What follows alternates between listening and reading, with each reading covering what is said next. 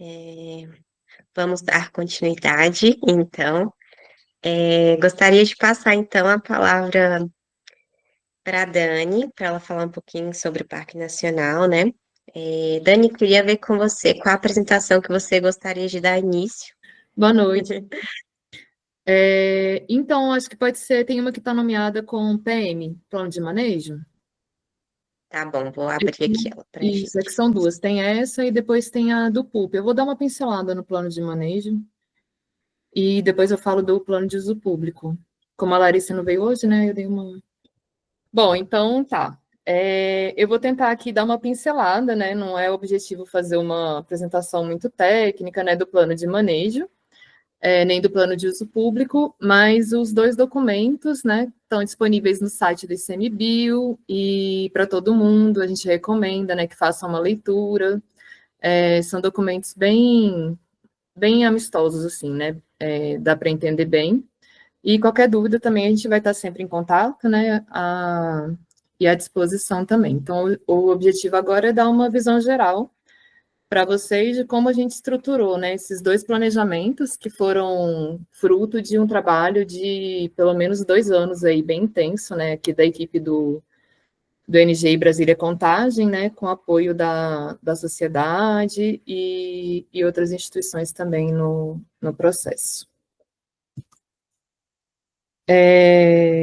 Bom, aqui é só uma visão, né, da inserção do Parque Nacional de Brasília, junto da Floresta Nacional de Brasília, né, e da Reserva Biológica da Contagem, inseridos todos, né, na APA do Planalto Central, mostrando a importância, né, da conexão e do compartilhamento de algumas ações de gestão dessas unidades no território, né, como a gente começou a fazer agora com o programa de voluntariado. Aqui a localização do Parque Nacional de Brasília novamente, só para ilustrar. Algumas fotinhas para a gente se ambientar, né, do Lago de Santa Maria, o nosso cerrado, o contraste do ambiente conservado com o ambiente urbano.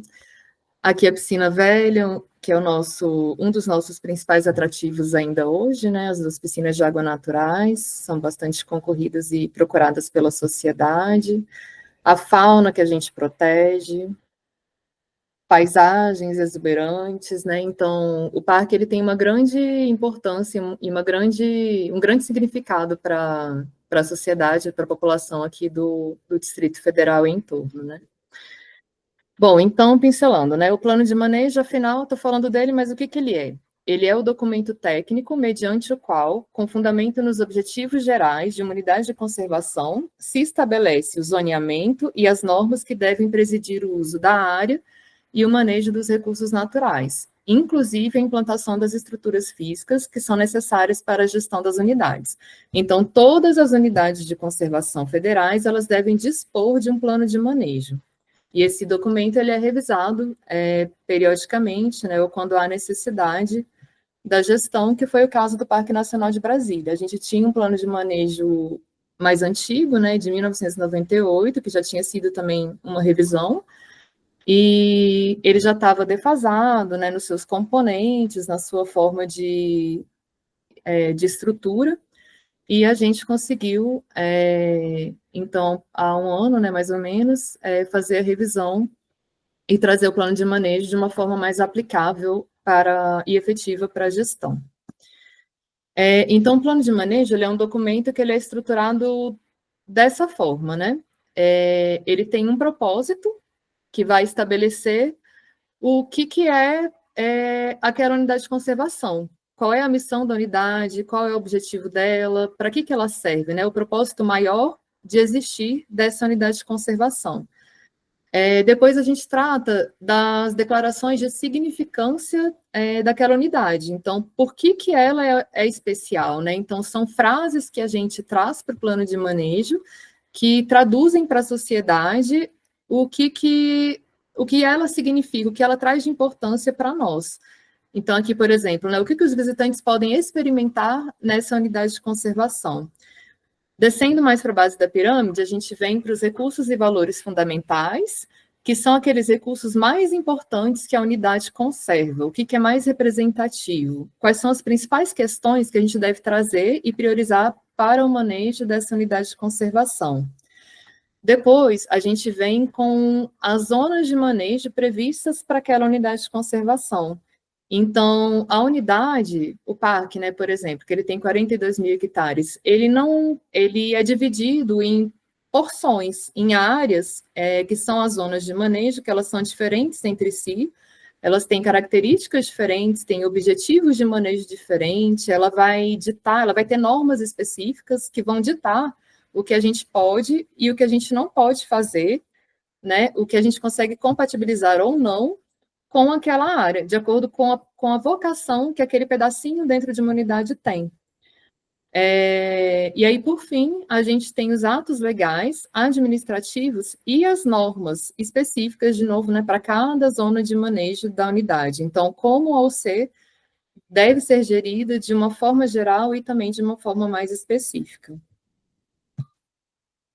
Então, eu trago aqui o propósito do Parque Nacional de Brasília, que é a razão de ser, né, do Parque Nacional, que ela foi construída em conjunto, né, assim como todos os componentes do plano de manejo, tudo foi construído de forma conjunta nas oficinas de planejamento, né, a gente tem aqui algumas pessoas que participaram também com a gente do processo desde o início, então é uma coisa construída junto com a sociedade também, a visão, né, e tudo mais.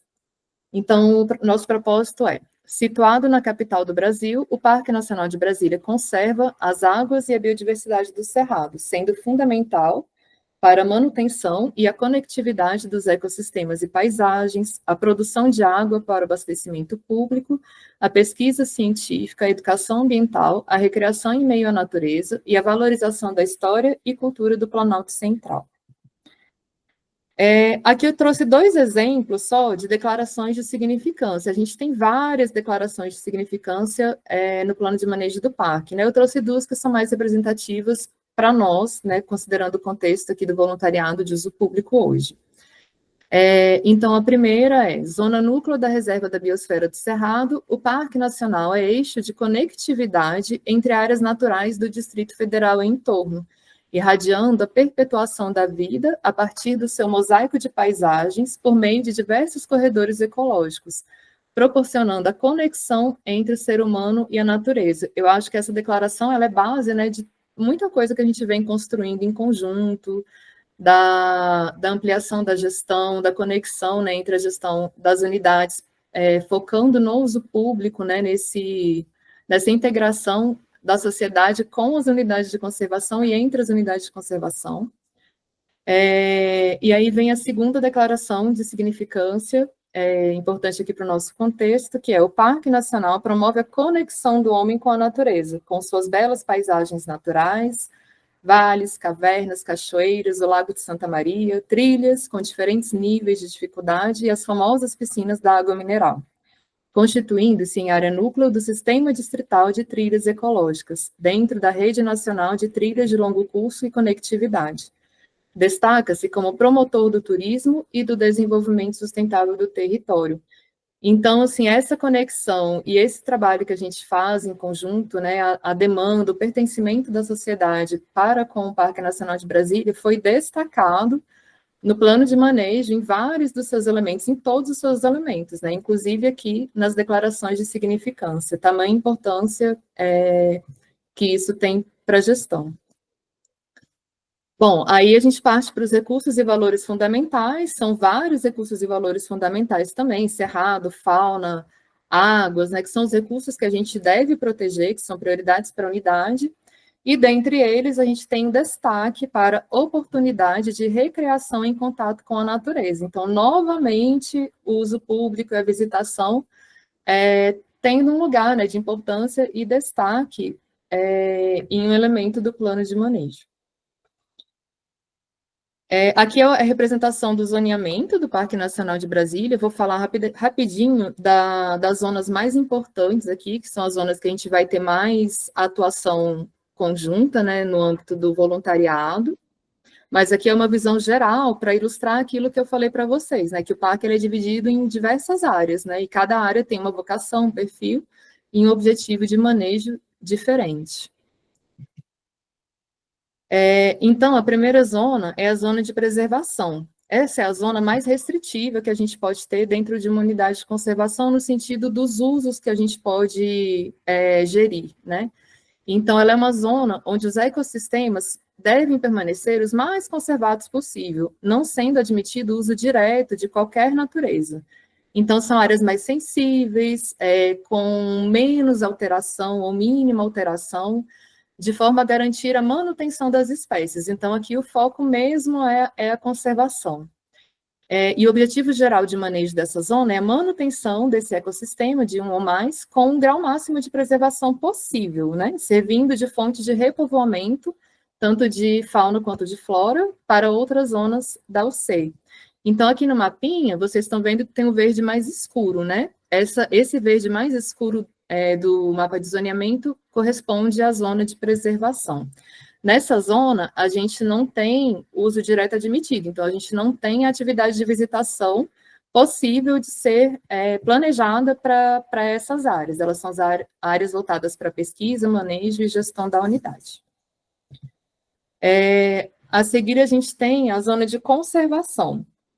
Ela é uma zona que mantém ambientes mais naturais também, onde tenha menos também, uma menor intervenção humana, mas nessas áreas a gente admite algum uso, né? Não é admitido o uso direto dos recursos naturais, mas a gente já admite atividades de visitação de baixo grau de intervenção, respeitando as especificidades, né, de cada categoria. Então, a gente procura manter o ambiente natural o máximo possível, dispondo de condições para a realização das atividades com uma visitação, as condições mais rústicas, mais primitivas, então, com menos de poluição visual possível, né? Então, é o que a gente chama de visitação mais primitiva mesmo, né? Mais raiz, eu posso dizer assim. Então, com menos intervenção, pouca sinalização, pouco equipamento facilitador, a gente coloca numa trilha, numa área, somente aquilo que é necessário para segurança mesmo, direcionamento ali do visitante e segurança do meio ambiente também. Aqui no mapa, essa zona de conservação, ela é esse verde mais clarinho. Aí a gente vem para a zona de uso moderado, que é uma zona que contém ambientes naturais ou moderadamente antropizados, admitindo-se áreas em médio e avançado grau de regeneração. Então, já são áreas com um pouco mais de impacto já pela ação humana, né? Com mais exóticas, com maior presença de estradas, com mais degradação mesmo do ambiente. O objetivo geral de manejo dessa área é manter o ambiente mais próximo possível do natural e a realização de atividades de pesquisa e visitação de até médio grau de intervenção. Quando eu falo até médio grau, é porque quando a gente tem uma zona de uso moderado, não quer dizer nem que eu vá ter visitação nessa zona, né? Porque não é porque uma zona permite visitação que a gente vai ter visitação em toda ela, né? Então a gente tem a zona que permite, mas a gente tem um planejamento dentro dessa área sobre quais atividades a gente vai desenvolver, em quais porções dela a gente vai colocar visitação ou não. E a gente pode colocar uma visitação de baixo grau de intervenção numa zona de uso moderado. Mesmo que ela permita uma visitação com maior intervenção, a gente pode entender que o visitante naquela área tem um perfil mais voltado para uma visitação primitiva, que apesar dela ser de uso moderado, eu consigo proporcionar uma experiência mais prístina, mais primitiva mesmo para a visitação naquela área. Então, é sempre um máximo de onde a gente pode chegar, nunca um exato. A zona de uso moderado aqui no mapa, ela é toda essa zona amarela que a gente vê aqui. A zona de infraestrutura, ela é uma das zonas mais, entre aspas, permissivas no que se refere à implantação de infraestrutura, de intervenção que a gente pode ter. Então, ela é constituída por ambientes naturais ou por áreas significativamente antropizadas, áreas mais impactadas, onde a presença humana, né, o impacto da presença humana, ele é bem visto, onde é tolerado um alto grau de intervenção no ambiente, buscando a integração com o mesmo. e concentrando espacialmente o impacto das atividades e infraestruturas em áreas menores. Nela devem ser concentrados os serviços e instalações mais desenvolvidos da unidade, comportando facilidades voltadas à visitação e administração da área. Então, é fácil visualizar, essa zona de infraestrutura, ela é onde acontece hoje a visitação intensiva aqui do parque, são as piscinas de água naturais e toda a área administrativa também, todos os prédios da administração, toda essa infraestrutura mais concentrada, ela fica aqui nessa zona. E aqui no mapa, ela corresponde a essa área vermelhinha, bem aqui a sudeste, vocês podem ver que é onde fica aqui a área das piscinas, a área de visitação original da Cristal Água também, dentro dessa parte de infraestrutura. Bom, e aí o plano de manejo traz para a gente as normas, né? Eu não vou ler as normas gerais aqui, mas são as normas que vão ditar aquilo que a gestão deve seguir, né? Deve se pautar ao fazer os outros documentos de gestão e planejamento, ao tomar suas decisões. A gente tem várias normas que são divididas por cada zona. E temos as normas gerais também. Bom, então esse foi o nosso plano de manejo. Aqui tem os contatos, o link, né, para o parque. Depois a gente pode passar mais direitinho também. E aí eu vou fechar essa daqui, porque eu tenho a outra apresentação do plano de uso público. Mas se alguém quiser já fazer algum questionamento do plano de manejo, pode me interromper, tá, gente?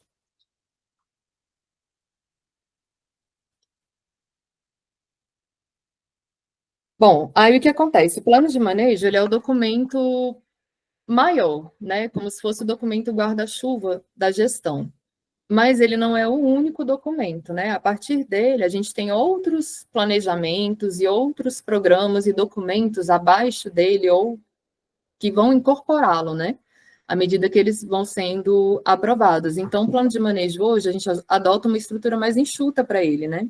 Mais efetiva mesmo. E a gente vai construindo os documentos de planejamento e, à medida que a gente usa a prova, eles passam a compor o plano de manejo também. Então, no caso do planejamento de uso público, que é o que vai especificar as ações estratégicas para a visitação no Parque Nacional de Brasília, a gente escolheu fazer ele de forma concomitante ao plano de manejo. Dada a importância mesmo dessa área e a demanda, né, represada que a gente tinha para ordenar a visitação, para ampliar as oportunidades de visitação no parque, então a gente fez a construção dos dois documentos em conjunto. Então, a própria construção do PUP ajudou a subsidiar a formação final do plano de manejo. Então, esse documento, ele compõe o documento maior da gestão, né? Eles foram publicados quase que em conjunto, assim. Bom, então está aqui o PUP, né? Ele foi aprovado por despacho decisório em 20 de novembro de 2023, pouco depois da aprovação do plano de manejo. E o que é esse documento, então? O planejamento de uso público. Ele define para nós os objetivos, as diretrizes e as ações prioritárias para um horizonte de 5 anos. Então, a cada 5 anos, a gente vai revisitar esse documento para ver o que a gente cumpriu dele, o que a gente precisa melhorar, mudar, incluir outras ações estratégicas. Então, a gente faz isso no horizonte de 5 anos para que a gente tenha tempo, né, para conseguir colocar em prática, ou pelo menos construir o caminho, né, de implementação das principais ações. E ele é o documento que orienta a gestão, visando a salvaguarda dos recursos ambientais associado a uma visitação diversificada e de qualidade, para que a gente alcance o máximo de perfis possíveis, né, de visitação, sempre com foco também na sustentabilidade e compatibilidade com a conservação. Então, o foco é ordenar e estimular a visitação de forma sustentável e gradual, orientar o manejo, aprimorar as experiências e diversificar as oportunidades de visitação, visando a difusão e ao reconhecimento do uso público como ferramenta de conservação.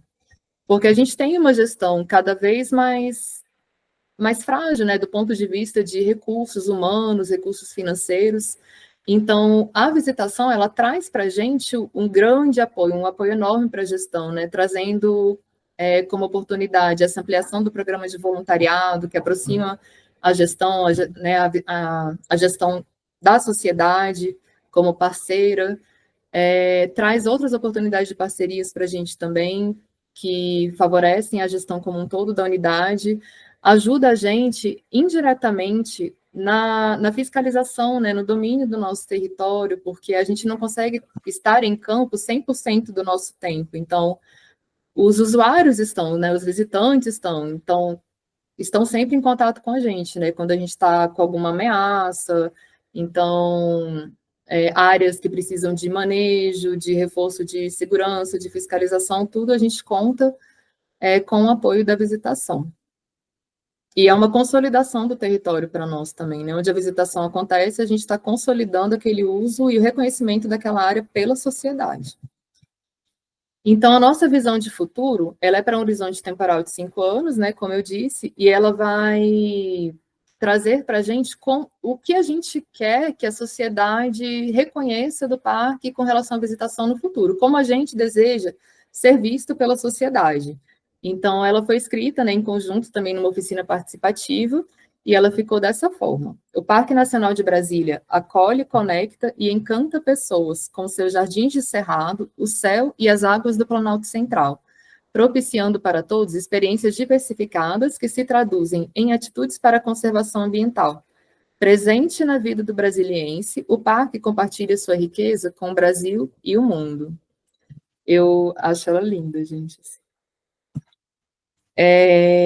Bom, então o PUP ele traz diretrizes para a gente também, né? Então, eu vou exemplificar algumas, não todas, né? Eu trouxe destaque para duas mais importantes para nós, que é atuar buscando alinhamento com instituições, planos, programas e projetos desenvolvidos por instituições dos diferentes entes federativos, responsáveis pela gestão ambiental e turística da região, considerando o papel como área núcleo da visitação para o território próximo. Então, esse papel foi trazido e reconhecido no contexto do PUP.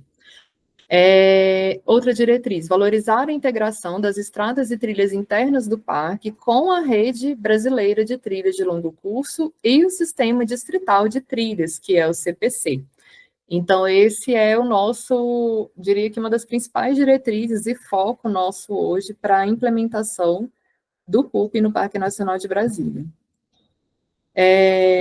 O PUP ele definiu 7 áreas de visitação. Então, assim como o plano de manejo trouxe aquelas áreas em que a gente podia ou não, né, realizar a visitação, dentro daquele zoneamento do plano de manejo, a gente ainda dividiu ele em outras áreazinhas, né? Então, que a gente chama de áreas de visitação. E a gente dá diferentes nomes para essas áreas. Então, são 7 áreas, como, por exemplo, a área de visitação da Cristal Água, que ela recebeu esse nome por conta da trilha original, mas que hoje ela não é só a trilha Cristal Água, né? Ela tem a Cristal Água e a sua ampliação, o trecho do CPC, do Arco Brasília do CPC, no Parque Nacional de Brasília, todo está inserido na área de visitação Cristal Água. Temos a outra área de visitação também, por exemplo, que é a água mineral, que ela recebeu esse nome porque a gente colocou justamente a área das piscinas, que ela é há décadas, né, conhecida pela sociedade, apelidada pela sociedade como água mineral, e então a gente incorporou esse nome, e temos outros também, tem a área de visitação de Santa Maria, do Vale do Rio da Palma, que está na área ampliada do parque, e a gente deu destaque também, não como uma área de visitação, mas como uma infraestrutura, foi a forma como a gente encontrou de incorporar o Caminhos do Planalto Central no plano de uso público, né? A gente não consegue fechar ele como uma área porque ele permeia diversas áreas de visitação e ele está sempre em movimento, né? E sempre em construção. Então, como a gente escuta bastante falar, né? O Pedro Menezes fala muito isso, as trilhas, elas são organismos vivos, né? Que estão sempre modificando, crescendo, mudando, enfim. Então, a gente não definiu o CPC como uma área, mas a gente trouxe ele para o conjunto de áreas como uma infraestrutura que permeia todas elas. A gente trata também do ROVUC, né, a construção do Hall de Oportunidade de Visitação, que ele é construído para a formação dos documentos de planejamento. Uma das primeiras coisas que a gente faz é levantar quais são as oportunidades, que são as atividades e serviços potenciais para as áreas de visitação prioritárias da unidade, conforme, obedecendo, né, as normas e as características do zoneamento que o plano de manejo traz para a gente, assim como as classes de experiência que a gente deseja oferecer para o visitante em cada área de visitação. Então, o ROVUC aqui é só para ilustrar mesmo, né? Então, por exemplo, nos arcos do CPC, qual zona de manejo ele está inserido, qual classe de experiência a gente deseja oferecer naquele trecho, se é uma classe de experiência mais prístina, mais natural, uma mistura das duas, quais atividades a gente prevê, quais atividades são possíveis e compatíveis para aquele atrativo dentro daquela área de visitação e quais serviços a gente deseja promover, quais serviços a gente quer fomentar, né, para cada atrativo, serviço e área de visitação. Então, tudo isso é o ROVUC que traz para a gente, e ele faz parte também, compõe o nosso planejamento de uso público. E eu queria dizer, assim, a gente tem uma lista, né, não sei se vocês conseguem enxergar, mas é uma lista de atividades, uma lista de serviços, mas elas não são exaustivas, né, então, hoje a gente tem, mas no final eu vou citar rapidamente aqui, uma atividade que a gente não trouxe para cá, claramente, que é o Highline, a prática do Highline, Slackline e Highline. Não foi prevista, mas mas o PUP não é exaustivo, né? Então a gente está trabalhando agora para incorporar essa nova atividade, essa nova demanda ao planejamento também. E aí o PUP ele vai chegando ao final com a matriz de ações estratégicas, que aí sim são as ações mais práticas, né, estratégicas necessárias para a gestão da visitação no Parque Nacional, com base nos objetivos, nas diretrizes e lá nos valores fundamentais do plano de manejo também. A matriz ela é construída em eixos temáticos, né, de acordo com cada ação e cada área de visitação, mais o CPC. Então, aqui só para exemplificar, quando vocês forem consultar o PUP, né, a gente tem, por exemplo, né, a ação estratégica voltada para articulação e comunicação, para os arcos do CPC, né, que não são área, mas são infraestrutura que permeiam as áreas de visitação como um todo. Então, a gente tem, por exemplo, desenvolvimento de estratégias e parcerias para integração da visitação e turismo no entorno. Outra ação estratégica, acompanhar a articulação entre o CPC e os ocupantes das áreas ainda não regularizadas para obter anuência para implantação dos trechos de trilhas que passem por essas áreas não regularizadas ainda, alinhar o PUP ao plano de comunicação do parque, enfim, são várias ações. Então, a gente tem ações estratégicas dentro de eixos temáticos para cada área de visitação.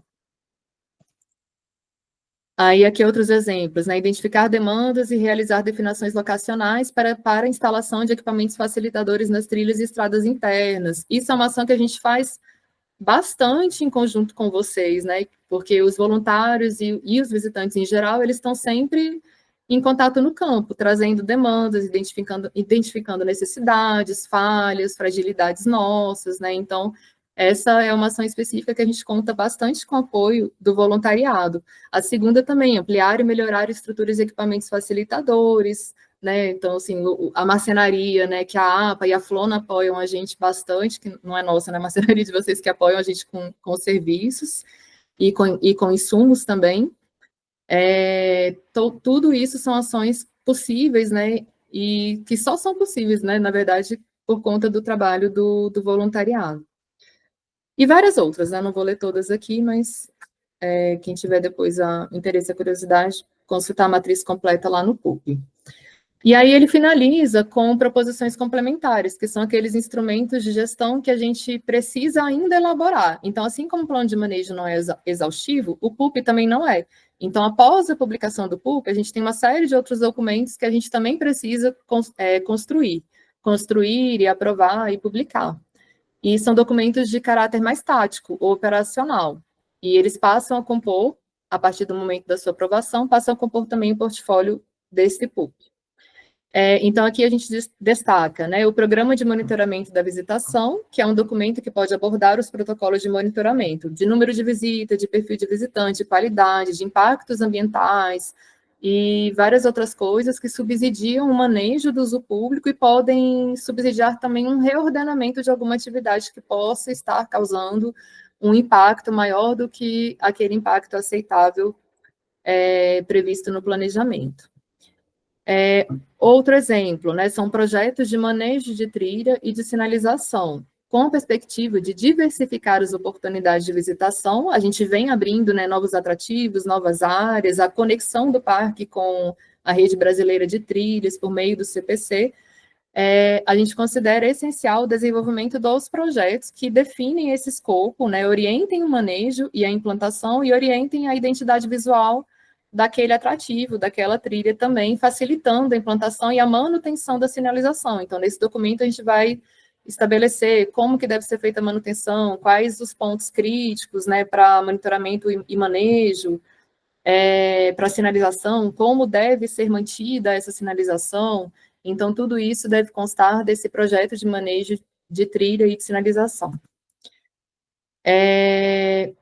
Bom, então eu trago aqui, rapidinho, né, um resuminho, alguns itens que a gente destaca, né, que aconteceram, os passos que aconteceram após a publicação do PUP, que a gente tem trabalhado para implementá-lo, que são as principais conquistas que a gente conseguiu nesse último ano, que são as parcerias e o voluntariado, né? Então, a otimização, a melhoria, essas modificações dos editais, das chamadas do voluntariado para uso público, como a Marina comentou muito bem, né? A gente tem um exemplo único, né, que está acontecendo agora, que a gente tem coordenadores que estão trabalhando com a gente na gestão também do voluntariado, e a gente integrou o programa de voluntariado entre as 3 unidades para otimizar e facilitar o diálogo e a organização dos trabalhos também. Então, né, fazendo uma chamada única de voluntariado que abrangesse o atendimento e as demandas das 3 unidades aqui, né, do DF, que é o Parque, a Flona e a APA do Planalto Central.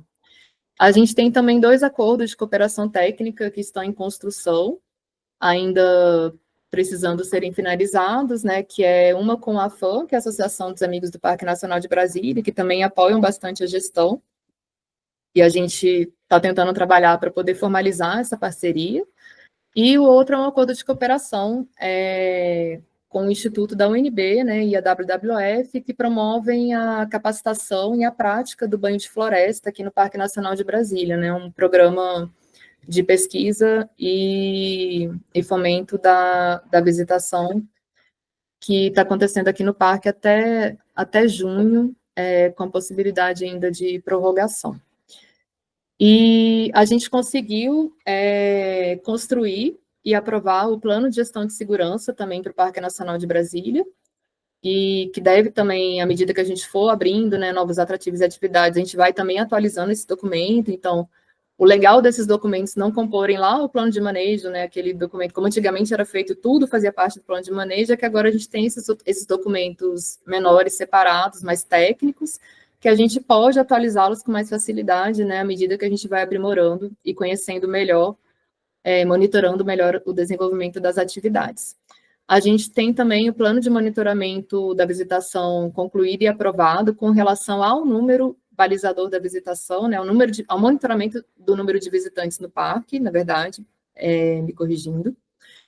A gente conseguiu também aprovar, né, fazer análise técnica e construir o PROV, que é o Protocolo Operacional da Visitação, da área de visitação Cristal Água, que foi o documento que permitiu que a gente fizesse a ressinalização toda da trilha, a inauguração da trilha Mutum e a inauguração do trecho do Arco Brasília do CPC no Parque Nacional de Brasília. Então, como consequência do PROV, né, a gente teve a sinalização da trilha Cristal Água toda refeita, com a troca dos nomes, né, o batismo de cada trecho, que foi feito por consulta, né, à sociedade, por votação, novas placas rústicas, feitas com apoio da marcenaria da APA, com insumos da Floresta Nacional de Brasília também, apoio forte, né, e condução dos voluntários nesse trabalho. Temos a manutenção das estradas também, que está em andamento, então já tem algum tempo, né, mesmo no período da chuva, o pessoal da equipe, né, da brigada, com os atos de uso público também, estão fazendo o levantamento das necessidades de manejo e manutenção das estradas e realizando já trabalhos de manutenção. Ainda tem melhorias para fazer, né, esse trabalho ainda não está concluído, acho que ele nunca se conclui, né, a gente vai mantendo. E tivemos, então, por fim, né, a inauguração da trilha Mutum e do trecho Arco Brasília implantado no PNB e Flona, que teve essa inauguração em um grande evento aqui no dia 15 de fevereiro de 2025.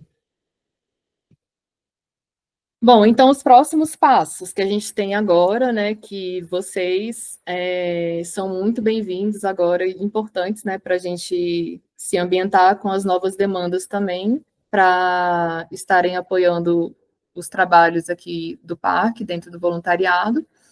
Então, a gente tem como perspectiva, né, a construção daquele documento que eu mencionei, que é o projeto de manejo de trilhas, para a gente poder organizar melhor, né, as atividades de monitoramento e manejo e o programa de monitoramento dos impactos da visitação.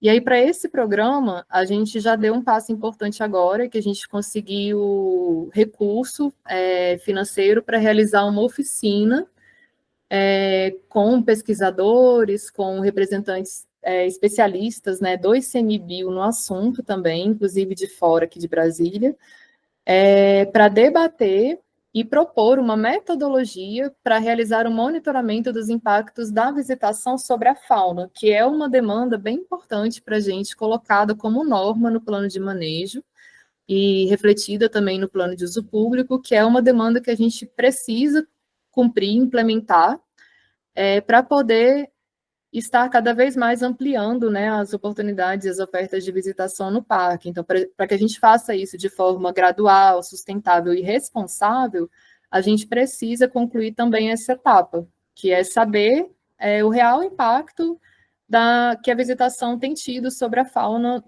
no parque, né, com reflexo também na Floresta Nacional de Brasília. Então, a gente, no segundo semestre de 2025, a gente está com essa atividade já prevista aqui no nosso calendário.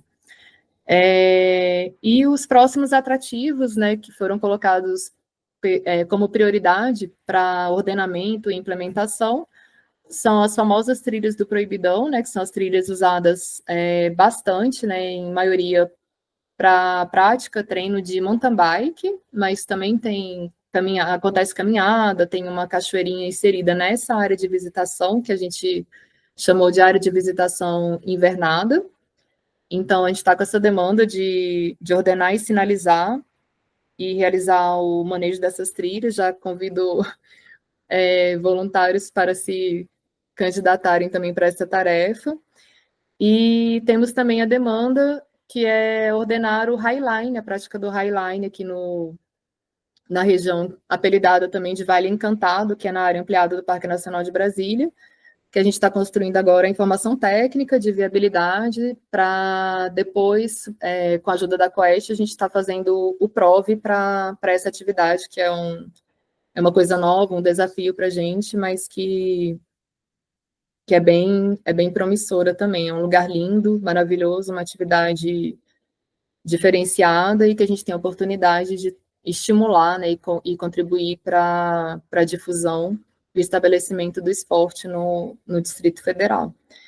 E temos também uma demanda que é implementar aquilo que a gente planejou para a Trilha União, que a Trilha União hoje ela acontece por fora do parque, da cerca do parque, né? E a gente tem a perspectiva de trazer ela em alguns trechos para a estrada que passa por dentro dos limites do parque mesmo. Então, essa é uma demanda e é isso, a gente está construindo, né, aos poucos, a Trilha União ainda depende de uma análise melhor e um aguardo também do início, pelo menos do início, ou da definição da metodologia desse monitoramento dos impactos da visitação sobre a fauna. Então, são as nossas demandas aí para esse ano de 2025, né, e próximo ano ainda, de 2026. E é isso que eu tinha, gente. Deixa eu sair daqui da telinha. Gratidão, Dani. Alguém tem alguma dúvida? Já vi que a Rosa colocou aqui para a gente sobre o banho de floresta, que, Dani, você tinha comentado que tinha a possibilidade de prorrogação, seria abertura de novas vagas ou somente estender o período para os que não conseguiram se inscrever? Eu acho que não tem perspectiva de novas capacitações, que ela quis dizer. Se for com capacitação, eu não tenho isso previsto ainda. mas não sei dizer com certeza se... Eu acho que isso pode ser construído também, à medida que a gente prorrogar, né, se eles vão avaliar, fazer uma avaliação também de como foi a atividade até agora, junto com a gente, e a gente pode pensar, né, se continua a capacitação, enfim. A gente precisa de uma trilha nova, né, essa é uma demanda que a gente já percebeu também, que o banho de floresta hoje ele acontece na trilha da Capivara, a gente precisa interditar a trilha para poder fazer a atividade, e o ideal para a atividade e para os outros visitantes é que tenha um espaço mais exclusivo, né, para o desenvolvimento dessa atividade que a gente ainda não conseguiu implementar. Então, a gente vai fazer a avaliação, a análise, para ver como é que a gente dá continuidade ao projeto, né? Márcio, pode falar. Qual dele? A Dani já até sabe que pergunta que eu vou fazer. Não vou falar o nome não, mas aquela tá próxima? A liberação daquele trechinho lá tá próximo? Tá sim. Agora a gente precisa da ajuda de vocês, assim, para Tá, sentar, pode contar com a gente. Tá, porque assim, a nossa ideia é fazer algo que seja compatível mesmo com a realidade, né? Então, assim, o Pedro Menezes ajudou, ele foi a campo, fez um levantamento para a gente, pelo menos a base, né, do indicativo do que tem que ter de sinalização, quais os pontos prioritários para sinalizar. Aí a gente pode marcar uma conversa, Márcia, depois uma reunião específica para tratar disso, para vocês me ajudarem também, para a gente escrever e colocar no protocolo operacional, que vai ser o documento que vai formalizar, né, assim como o Arco Brasília, vai ser o documento que vai autorizar, né, o ordenamento de fato do atrativo. Aí a gente vai construindo isso junto, assim, minha ideia é essa, para que saia da melhor forma possível, né. A gente talvez não consiga sinalizar todos, porque tem várias opções, né, de percurso ali. Talvez a gente sinalize no primeiro momento aquilo que é principal, para ordenar, né, as vias principais, e aí a gente vai aprimorando ao longo do tempo. Mas a gente precisa definir isso e colocar no protocolo operacional direitinho. Tá, do que você precisar, assim, eu não posso falar aqui em nome de todo o CPC, né, mas posso falar em nome dos ciclistas, né, do que você precisar da parte aqui do Legal. pessoal do pedal, Beleza. estou à disposição. Beleza. Vou chamar uma reunião em breve. A gente depende do aval do mestre João. Beleza.